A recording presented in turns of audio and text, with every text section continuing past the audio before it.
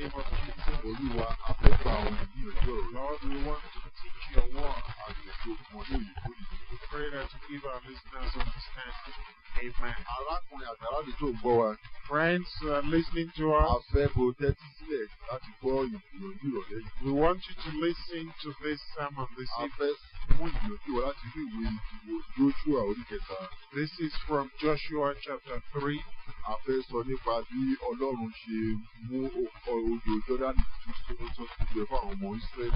We'd like to tell you how God dried up River Jordan for the Israelites.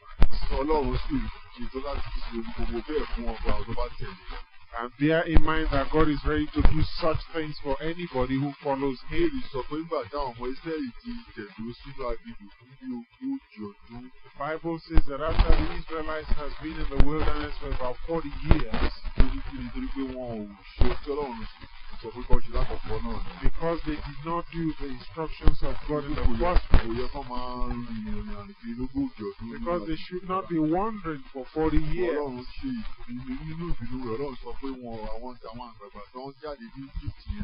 But in His anger, the Lord talked about the generation that left Egypt. And He said they will not enter the promised land. He said only their children will enter the promised land. You, my listeners, might have heard this story before. This is what happened.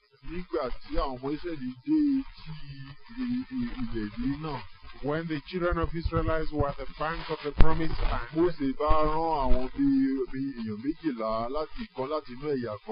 Moses sent 12 spies, one from each tribe,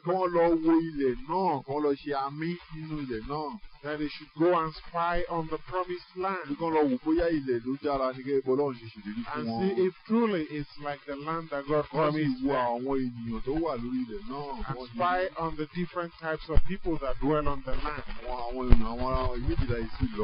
These 12 spies went, and they came back. And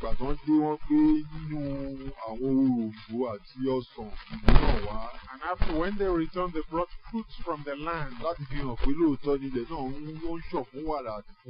to show that truly the land is flowing with milk and honey, as God has promised unto them. God says that the land which they did not build with their hands will be inherited by them. He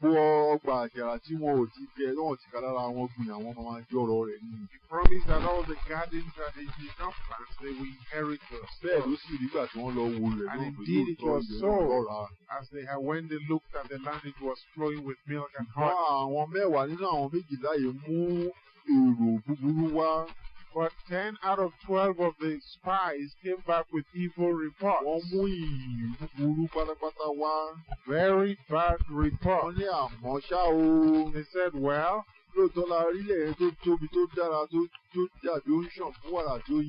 surely we testify that the land is good and is flowing with milk and honey. But the people that dwell on the land, they are giants. They compare themselves to ants beside these giants. Very much like grasshoppers beside these giants. They said the people are so big. And they said, surely we cannot conquer such people because they are too huge for us. These 10 that brought evil tidings do not speak according to the word of God. They do not know the God they are serving. They think that they left the land of Egypt by their own power. Or do they think that they crossed the Red Sea by their own power? They forgot all this. They only saw the giants, and they refused to go. They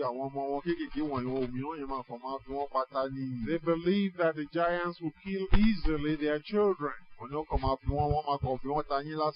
Very easily.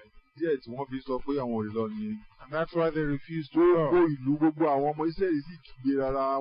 all the children of Israel shouted and cried because they were afraid when they heard about the giants. And when they heard the evil tidings, all the rest of Israel also forgot the power of God. And they kept shouting, and why did we leave the land of Egypt? That it would have been better for us to be slaves in Egypt than for us to perish in this wilderness. And God was angry. The God that has been with them for many years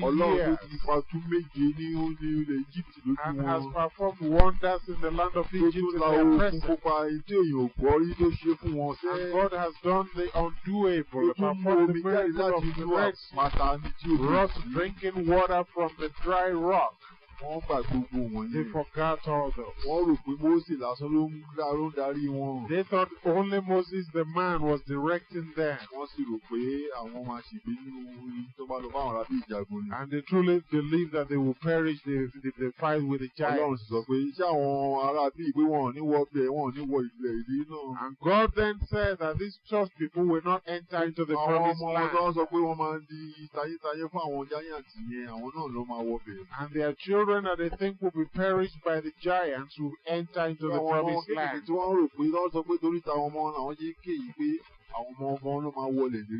These young people in whose behalf you think you are crying, they will be the one that will enter the promised land. He said, all you older people who have seen my power in the land of Egypt, with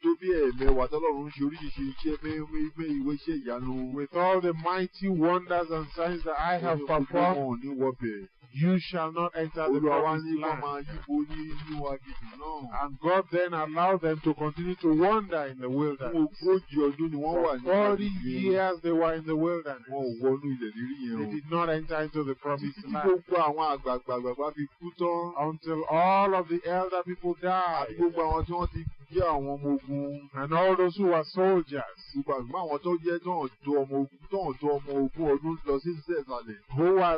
all those who were younger than 20 years, were those that God allowed to remain. But among the two among the 10 that went for spying, the 2 among all the 12 spies are named Joshua and Caleb. And these 2 people said, listen, folks, have you forgotten how great our God is? That we did not reach this place by our own strength, that we have only arrived here by the power of God. As since God is happy to give us this land, let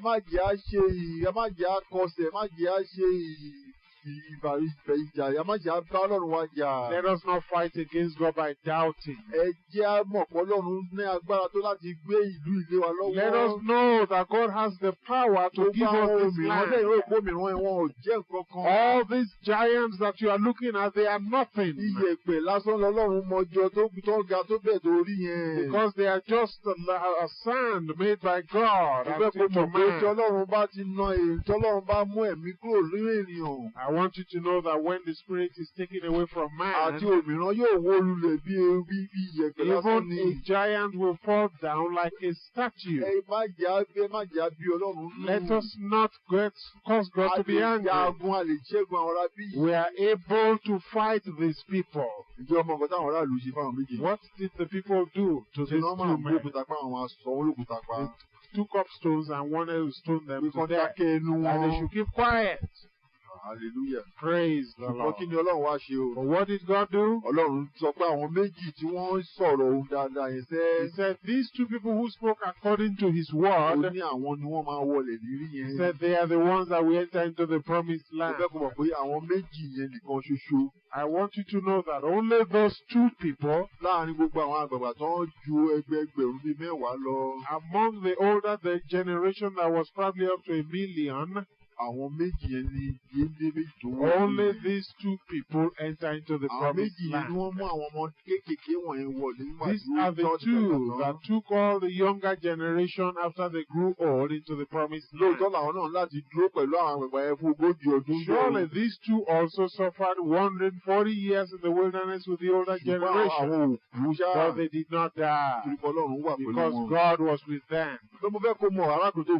Know this, my listeners.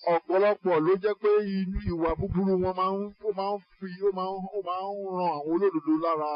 That there are many people whose wicked works cause the righteous to suffer. Àìgbàgbọ́ ọ̀pọ̀lọpọ̀ ènìyàn. The unbelief of many. Ó máa ń mú kí àwọn tó gbàgbọ́ máa ń jìyà díẹ̀. Allow even them that believe to suffer. Àwọn Yorùbá máa ń pàwé náà pàpà pé. Even the Yorùbás have a parable that says when the sinner suffers, olódodo máa ń nípinnu rẹ̀. The righteous also suffers sometimes. I want you to know that if the righteous person follows Jesus, God has a way to save the righteous in the day of evil. And that is why we are reading this story from Joshua. After 40 years has expired,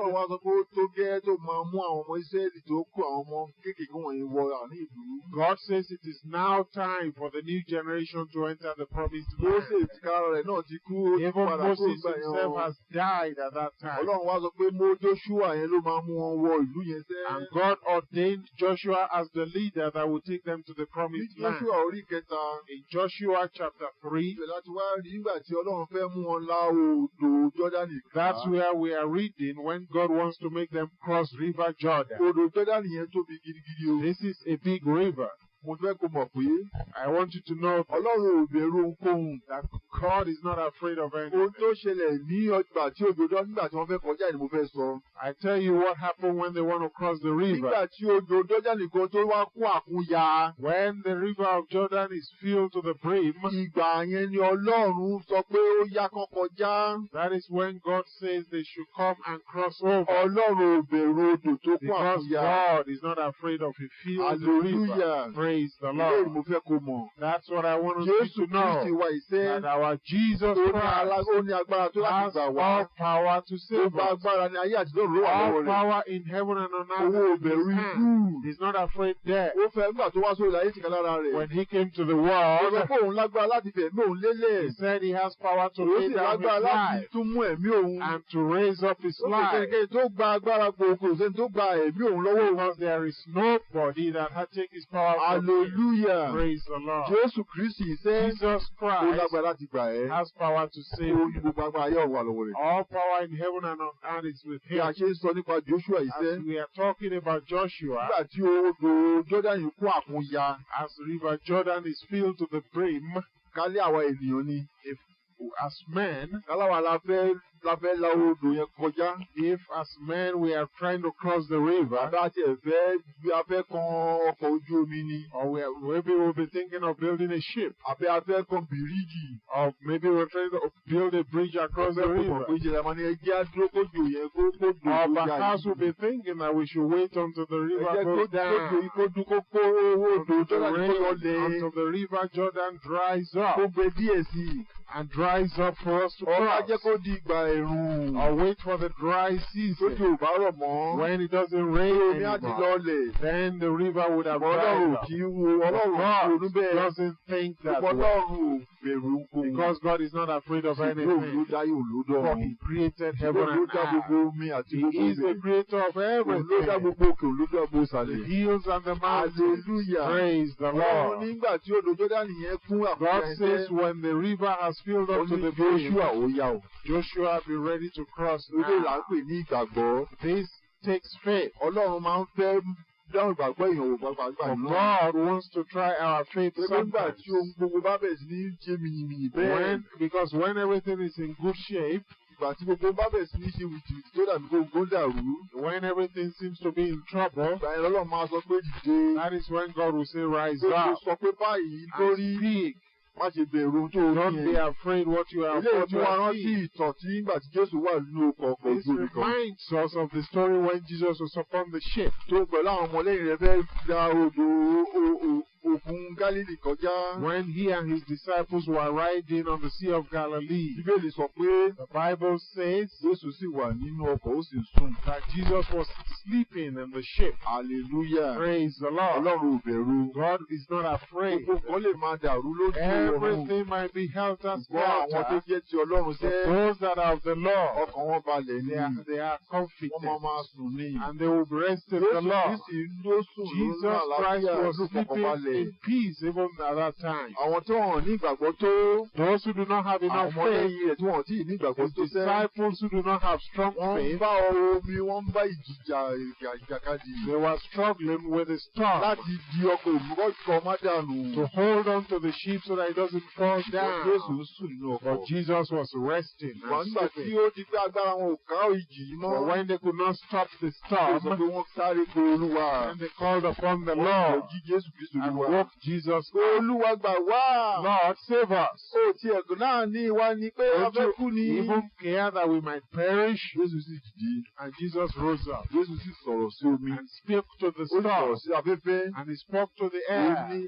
àlàáfíà. and said, peace, Ẹ̀dùn jẹ́. stop.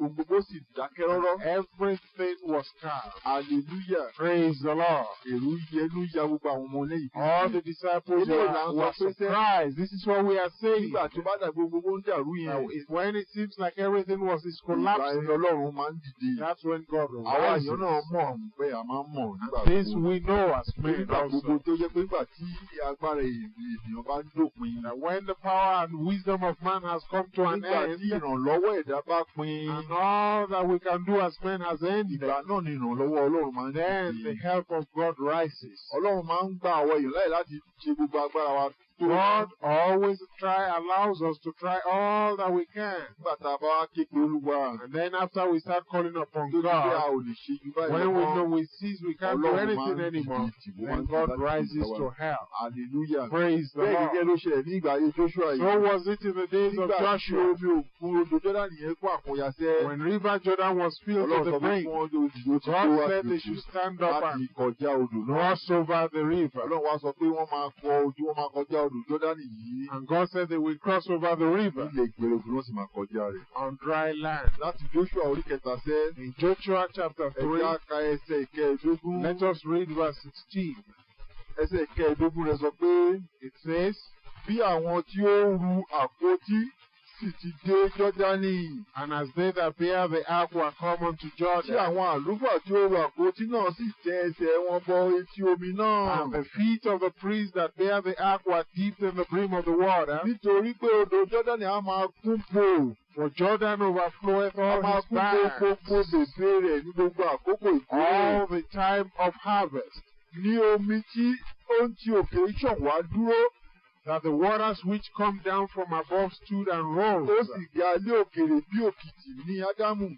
up upon a heap very far from the city of Adam, Ìlú tí ó wà lẹ́bàá Sárétáni. that is beside Èyí tí Zarethan. ó sì ṣàn sódò And those that came down sí ìhà òkun pẹ̀tẹ́lẹ̀. toward the sea of the plain, Àní òkun iyọ̀. even the salt sea, Àké wọn kúrò pátápátá. failed Àwọn ènìyàn sì gòkè tààrà sí Jẹ́ríkò. and were cut off, and the people passed over right Àwọn against àlùfáà tí ó ru Jericho. àpótí májẹ̀mú Olúwa. And the priests that bear the ark of the Sì covenant dúró of the ṣinṣin Lord lórí ilẹ̀ stood gbígbẹ. firm on dry Láàárín ground Jọ́dánì. in the midst of Jordan. Àti gbogbo àwọn ènìyàn Ísírẹ́lì kọjá lórí ilẹ̀ And gbígbẹ. all the Israelites passed over on dry Gbogbo àwọn ground ènìyàn náà fi ré until all the people were passed cleaned over Jordan. Hallelujah. Praise the Lord. Àṣà iṣẹ́ ìyanu la fẹ́ láti This wọ̀nyí. is the miracle that we are showing unto Ọlọ́run you. sọ pé kí wọ́n kọjá nígbà tí olú odò fún àkúnya. And God said they should cross when the river has filled up Báwo to ni wọ́n the ṣe brink. kọjá sí? How did they pass Òun náà kà over? fún ẹyẹn. We have just read in the Ọlọ́run ní Bible. káwọn wo àwọn àlùfáà yẹn kan gbé àpótí májẹ̀mú lọ́wọ́. God said the priest should hold the ark of Ó the ní àwọn covenant, ní kọ́kọ́ lọ síwájú. and they should be the one Pé leading. bí ẹsẹ̀ wọn bá ti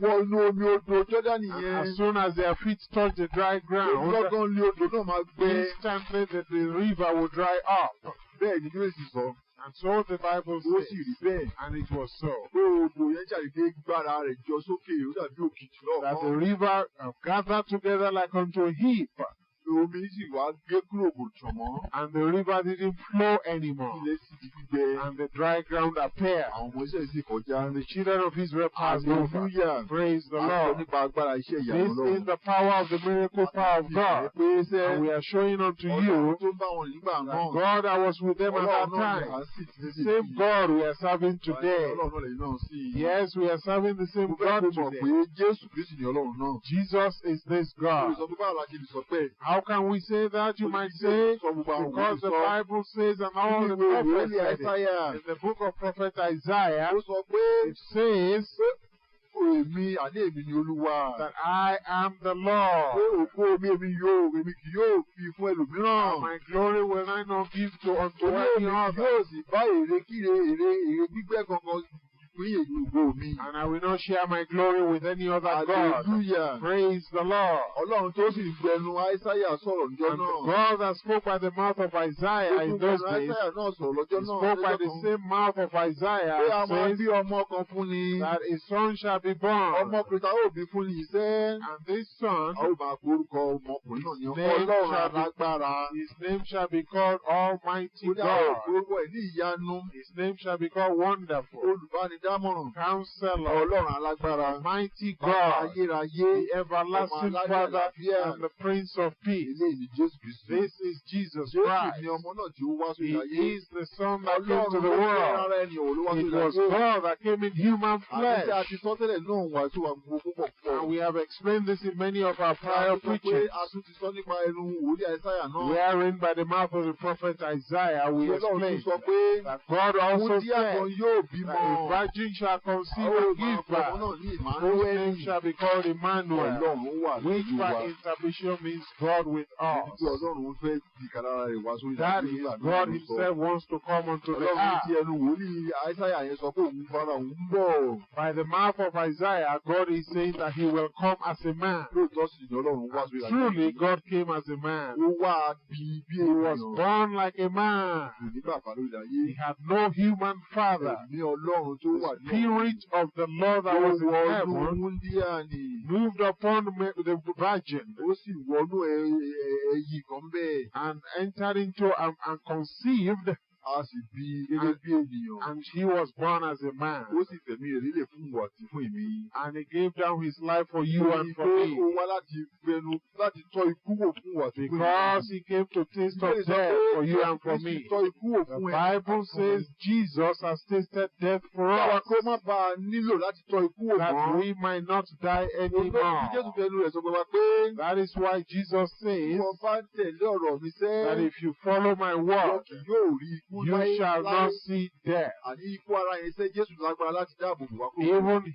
fleshly death, God can protect us from. Jésù gbogbo agbára ayé àtọ̀run wà lọ́wọ́ For rẹ̀. all power in heaven and Gbogbo on ohun earth tí is Jésù with tún fẹnu Jesus. rẹ̀ sọ sẹ́. Listen to the words of Ó Jesus. ní èmi ni ẹni tí ó ti wà. It says, I am he that was Tí ó sì ti kú. and that has Ó died, kíyèsí mo sì tún wà láàyè and síbẹ̀. behold, I am forevermore. Ó ní mo sì wá ní kọ́kọ́rọ́ ikú àti ti kù He said, I lọ́wọ́. have the keys of death and hell. Hallelujah. Praise the Lord. Iṣẹ́ àwa ọmọ ẹni tó ní kọ́kọ́rọ́ ikú àti For ikú we lọ́wọ́. know him that has the power of death Òun and ló sì ní hell. gbogbo agbára ní ayé àti ní ọ̀run. He has all power in heaven and on Ní earth. pé ikú ò lè pa ẹnikẹ́ni láì jẹ́ pé Jésù gbà á láyé. That is, death cannot take any man unless Jesus allows it. Torí pé èṣù ló ń pa ènìyàn tẹ́lẹ̀ o. Because it is Satan that kills, Jésù Kristu kọ́ ló pààyàn. not Jesus. Ṣùgbọ́n Ọlọ́run wá láti gba àwa tirẹ̀ là. But God came to deliver Ó ní ìwọ wá us. kí wọn kí ó lè ní He ìyè. said He came that we might have Kí wọn kí ó life lè ní ẹ̀kúnrẹ́rẹ́. and have it more abundant. Hallelujah. Praise the Lord. Jésù Kristu mú ìyè wá. Jesus Christ brought Ó eternal sì life fẹ́ for kí wọ́n you, gba ìyè and He ẹ̀yìn wants you to accept eternal Yóò fẹ́ life. Jésù yìí. Do you want Yóò fẹ́ Jesus? kí wá ní ìpinnu ìjọba Do you want to have a part in the kingdom that is coming? Jesus loves Ó ní kó you. wá sí He ọ̀dọ̀ says, òun. come Ìwọ unto tó ń me, ṣiṣẹ́. all ye that are Kí ni laboring. ìṣe tí wọ́n ń ṣe? What are you laboring? Ọ̀pọ̀lọpọ̀ nínú àìsàn lẹ́yìn Many àìsàn are lọ́la ni. laboring in sickness. Ọ̀pọ̀lọpọ̀